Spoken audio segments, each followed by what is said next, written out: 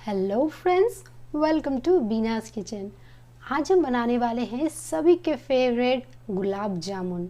गुलाब जामुन बनाना बहुत ही आसान है और इसे आप सिर्फ दूध और गेहूं के आटे से बना करके तैयार कर सकते हैं।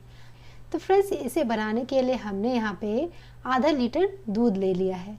तो दूध को हम गर्म कर लेते हैं और जब दूध ये गर्म होने लगेगा तो इसे हम बीच बीच में इस तरह से चला लेंगे और इसके साइड्स में भी जो भी मलाई आ जाती है उसे भी हम दूध में मिक्स करते जाएंगे। अगर आप दूध को हाई फ्लेम पे पका रहे हैं तो बिल्कुल इसे चलाते रहें, वरना जो दूध है वो तुरंत ही बाहर आ जाएगा। और इसे पकाने के लिए हमें थोड़ा मोटा तले का कढ़ाई लेना है ताकि ये जो दूध है वो जले नहीं और नीचे से चिपके नहीं। और आप इसे चाहे तो मीडियम फ्लेम पे या लो फ्लेम पे इसे इस तरह से पकाते रहें। और आप देख सकते हैं ये काफ़ी रिड्यूस हो चुका है, काफ़ी ये सूख चुका है। तो इसे हमें इसी तरह से चलाते रहना है और जब ये थोड़ा ज़्यादा गाढ़ा हो जाएगा तब हम फ्लेम को लो पे कर लेंगे, क्योंकि जैसे ये गाढ़ा होने लगता है तो ये चिपकने भी लगता है। तो कढ़ाई में ये चिपके, इससे अच्छा है कि हम इससे फ्लेम को जो है वो लो पे कर लें। तो ये देख सकते हैं काफ़ी ये गाढ़ा हो चुका है, मावे की तरह बनने लगा है। तो हमने फ्लेम को यहाँ पे लो पे कर लिया है और इसे लगातार चलाते रहें, वरना ये जल भी सकता है। तो इस तरह से लगातार चलाते हुए बिल्कुल हमने इसे अच्छा मावा बना लिया है। ये देख सकते हैं ये काफ़ी अच्छी तरह से ये सूख चुका है। तो ये हमारा इस तरह से मावा बन करके तैयार हो चुका है। बाज़ार से जब हम मावा लाते हैं तो वो कभी कभी अच्छा नहीं होता है और काफ़ी मिलावट भी होता है। तो यहाँ आपने देखा हमने घर में आसानी से कैसे मावा बना लिया है और वो भी सिर्फ आधे लीटर दूध से हमने इसे बना करके तैयार कर लिया है। तो अब हम गैस को बंद कर देंगे और इसे आधे से 1 मिनट के लिए इस तरह से चला लेते हैं, क्योंकि जो कढ़ाई है वो काफ़ी गर्म होती है। तो इसलिए हमने इसे थोड़ी देर के लिए चला लिया है। और अब गैस से हटाने के बाद ये देख सकते हैं ये ठंडा भी हो चुका है। तो इसे हमने कटोरी में रख लिया है। तो ये हमारा आधा कटोरी मावा बन करके तैयार हो चुका है। तो इसे अब हम आधे घंटे के लिए फ्रिज में रख देते हैं। और यहाँ हम चाशनी को तैयार कर लेते हैं। तो चाशनी के लिए हमने यहाँ पे 1 कप चीनी ले लिया है और 1 कप हम पानी डाल लेते हैं। इसे हम मिक्स कर लेंगे और गैस को हम ऑन कर लेंगे। बीच बीच में हम इसे चला लेंगे और थोड़ी ही देर में आप देख सकते हैं चाशनी जो है हमारी बनने लगी है और जो चीनी है वो अच्छी तरह से घुल चुकी है। तो इसमें हमने थोड़ा सा कूटा हुआ इलायची डाल लिया है। अगर आप चाहें तो इसमें केसर का भी यूज़ कर सकते हैं। और चीनी के घुल जाने के बाद हम इसे 3 से 4 मिनट के लिए पका लेते हैं। तो ये हमारी चाशनी जो है वो पक चुकी है। तो इसमें हमें कोई तार वाली चाशनी बना करके नहीं तैयार करनी है, चिपचिपी सी चाशनी हमारी बन करके तैयार होगी इसमें। ये देख सकते हैं इसमें ये जो चाशनी है वो थोड़ी सी चिपचिपी सी है, पर इसमें कोई भी तार नहीं होना चाहिए, क्योंकि अगर हम चाशनी को ज़्यादा पका देंगे तो ये जो चाशनी है वो गुलाब जामुन के अंदर अच्छी तरह से नहीं जा पाती है। तो ये हमारी चाशनी भी तैयार हो चुकी है। तो मावा जो हमने फ्रिज में रखा था ना, उसे हमने आधे घंटे के बाद निकाल लिया है और ये देख सकते हैं हमारा बहुत ही अच्छा मावा बन करके तैयार हुआ है। तो अब हम इसमें डाल लेते हैं आटा। गेहूं का आटा हमने यहाँ पे लिया है 2 चम्मच और इसे थोड़ा थोड़ा करके हम इसे डाल लेते हैं और इसे इस तरह से हाथ से अच्छी तरह से मसलते हुए हम इसे मिक्स करना है। तो फ्रेंड्स, हमारा जो मावा बन करके तैयार हुआ था वो आधा कप था, तो उस हिसाब से हमने यहाँ पे 2 चम्मच आटा का यूज़ किया है, यानी कि जितना मावा है उसका चौथाई हिस्सा हम इसमें आटा यूज़ करेंगे। अगर आपका मावा 1 कप बन करके तैयार होता है तो 1/4 कप आप इसमें आटा डाल सकते हैं। तो ये देख सकते हैं हमारा जो ये डो है वो काफ़ी सॉफ्ट बन करके तैयार हुआ है। तो अब हम इसे अच्छी तरह से इस तरह से मसलते हुए बिल्कुल चिकना कर लेते हैं। ये देखिए इस तरह से बिल्कुल चिकना कर लेंगे हैं, ताकि जो हमारे गुलाब जामुन के बॉल्स बनेंगे ना वो बिल्कुल अच्छी तरह से चिकने होकर के बनेंगे, बिल्कुल अच्छा सॉफ्ट स्मूथ सा ये बन करके तैयार होगा। थोड़ा सा डो हमने हाथ में ले लिया है और इसमें हम थोड़ा प्रेशर लगाते हुए इसे इस तरह से गोल शेप दे देते हैं और थोड़ी देर में हम प्रेशर को थोड़ा कम करते हुए इसे इस तरह से बॉल बना लेते हैं। ये देख सकते हैं गुलाब जामुन का जो बॉल है उसमें बिल्कुल भी क्रैक नहीं है। और इसी तरह से हम बाकी भी बना लेते हैं। अगर आपके गुलाब जामुन के बॉल्स में क्रैक आ रहा है, यानी कि जो हमारा डो बन के तैयार हुआ है वो थोड़ा सा टाइट है, तो आप इसमें थोड़े से दूध के छींटे डाल दें या थोड़ा सा पानी का छींटा डाल लें। उसके बाद आप डो को फिर से अच्छी तरह से गूंथ लें और इस तरह से ये स्मूथ सा बॉल बना करके तैयार कर लें। तो इसे फ्राई करने के लिए ऑयल को भी हमने गरम किया हुआ है। बहुत ज़्यादा गरम हम इसे नहीं करेंगे। ये आप देख सकते हैं बॉल डालते के साथ ही हल्के हल्के बुलबुले आ रहे हैं। तो बहुत ज़्यादा बबल्स नहीं आ रहा है, हल्का हल्का बबल्स आ रहा है, यानी कि हमारा जो ऑयल है वो गुलाब जामुन फ्राई करने के लिए बिल्कुल परफेक्ट है। बहुत ही तेज़ गरम ऑयल में अगर आप इसे फ्राई कर देंगे तो चाशनी पीने के बाद ये जो गुलाब जामुन का स्किन होता है ना, वो निकलने लग जाता है। तो जैसे ये हल्का से पक जाएंगे तो हम इसे हल्का हल्का इस तरह से हिला लेते हैं। बिल्कुल सावधानी से इसे हिलाएं, वरना ये टूट भी सकते हैं। और इसी तरह से बीच बीच में हिलाते हुए हम इसे अच्छी कलर आने तक फ्राई कर लेते हैं। ये देख सकते हैं इसका कलर कितना अच्छा आया है। तो बिल्कुल लो फ्लेम पे हमने इसे फ्राई किया हुआ है।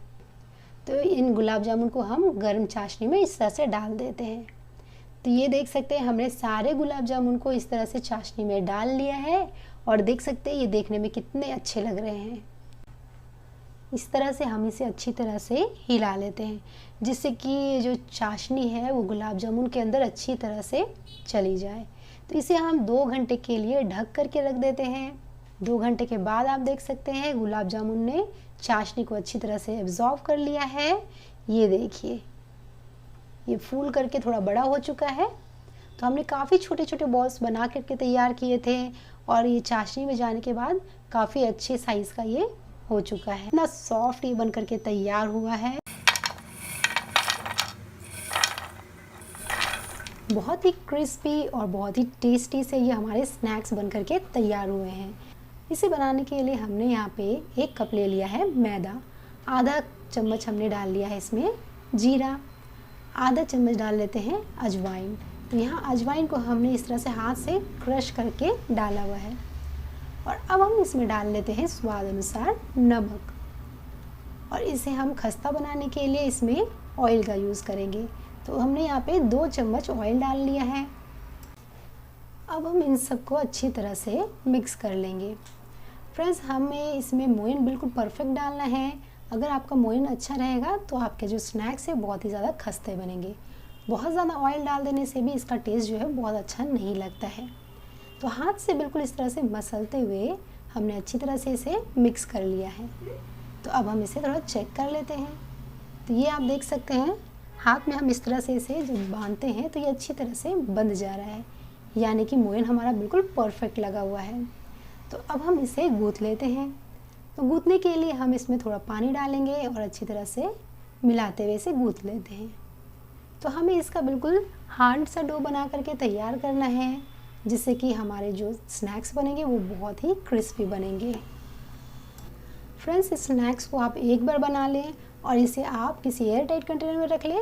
1 महीने तक ये बिल्कुल भी ख़राब नहीं होता है और बिल्कुल इसका स्वाद जो है बिल्कुल बरकरार रहता है। तो अब ये दिवाली भी आ रही है, तो आप दिवाली में इस स्नैक्स को बना कर सकते हैं।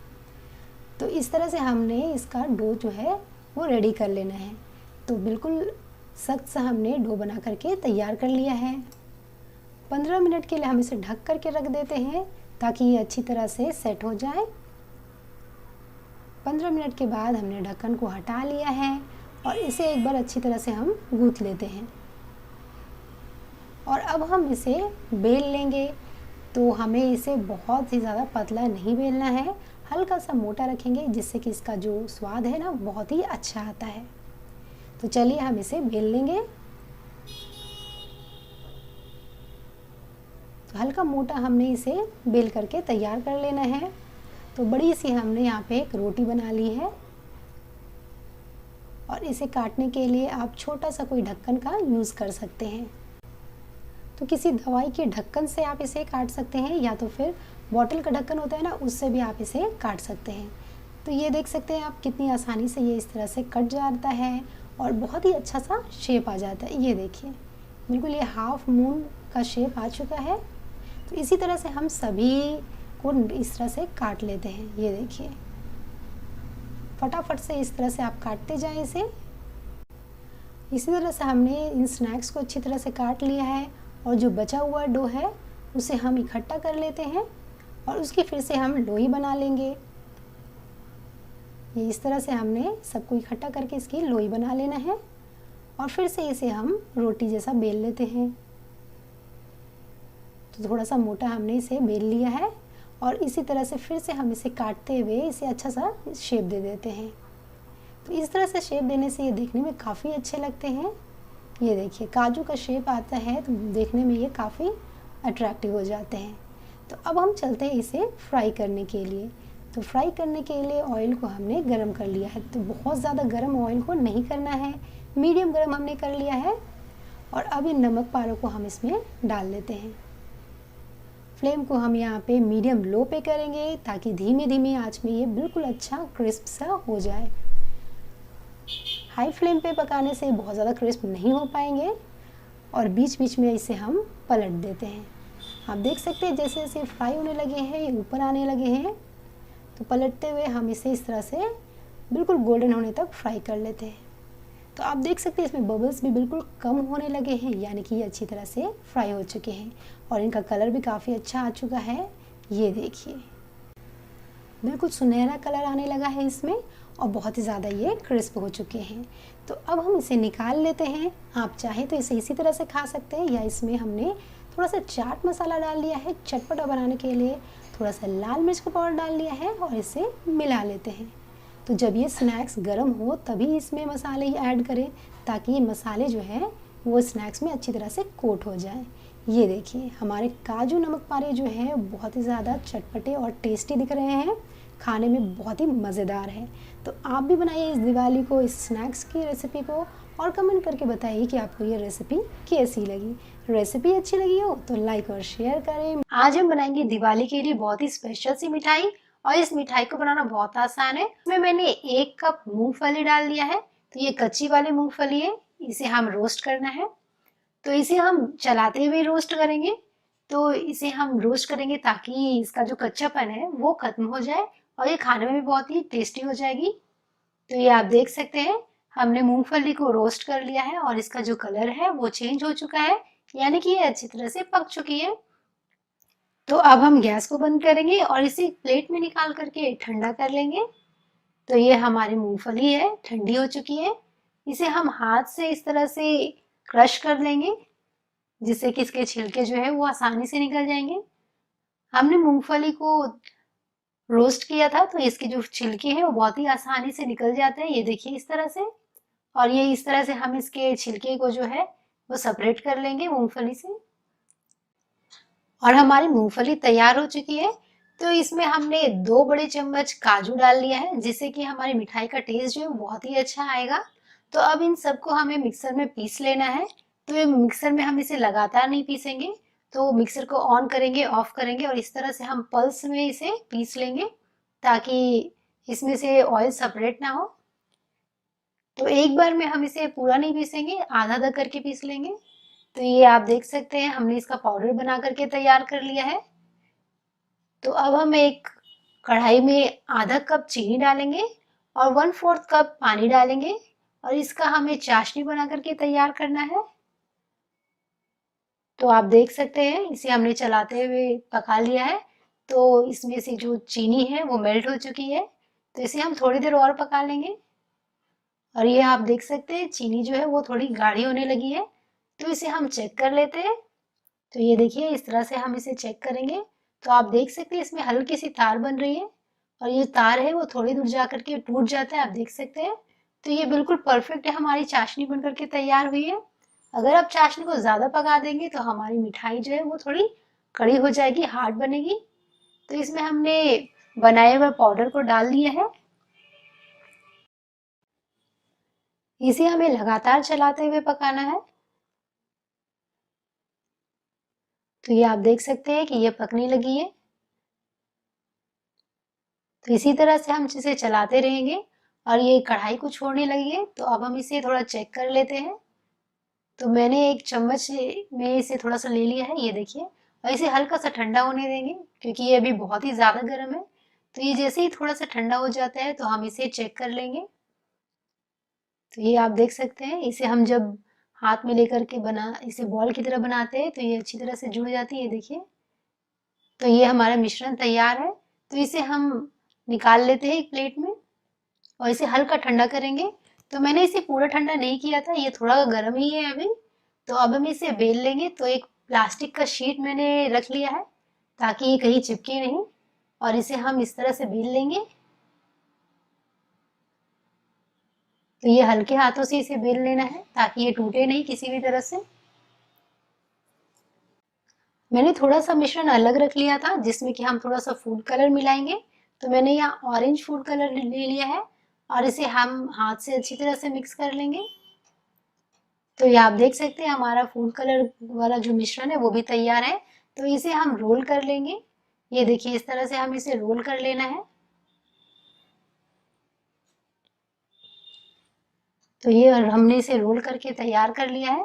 तो हम इस बनाए हुए रोटी वाले मिश्रण में इस रोल को रख लेंगे, ये देखिए इस तरह से। और इसे हम इस तरह से फोल्ड करेंगे, ये देखिए इस तरह से रोल कर लेना है हमें। और बिल्कुल टाइट से हम इसे फोल्ड करेंगे, ये देखिए। और इस तरह से हम प्लास्टिक शीट को जो है वो हल्का हल्का निकालते रहेंगे।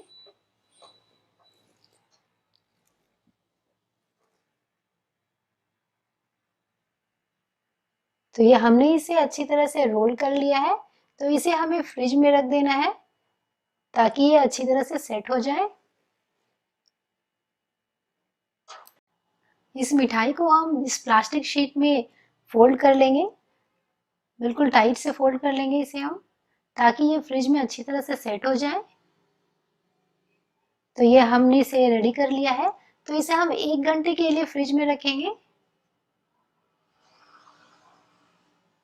1 घंटे बाद हमने इसे फ्रिज से निकाल लिया है। तो ये आप देख सकते हैं ये काफी अच्छी तरह से सेट हो चुका है। तो इसे हम प्लास्टिक शीट से निकाल लेंगे। अब हम इसे काट लेंगे। तो पहले हम इसका साइड जो है वो काट करके हटा लेते हैं। तो ये मैंने इसे दोनों साइड से काट लिया है। अब हम इसे पीसेस में काटते हैं। तो ये देखिए हमारी मिठाई जो है वो बन करके तैयार है। तो फ्रेंड्स, ये देखिए हमारी मिठाई जो है वो दिवाली के लिए बन करके तैयार है। और ये देखने में भी बहुत ही सुंदर है और खाने में तो टेस्टी है ही है। तो इस दिवाली आप भी बनाइए इस मिठाई को।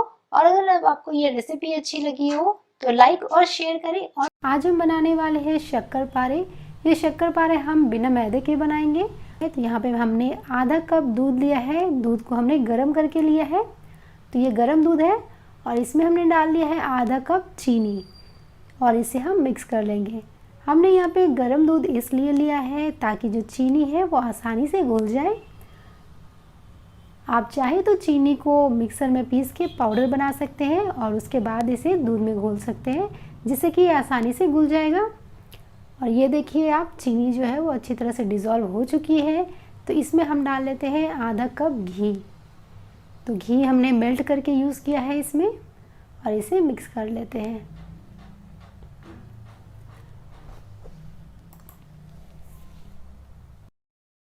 इसमें हम डाल लेंगे गेहूं का आटा।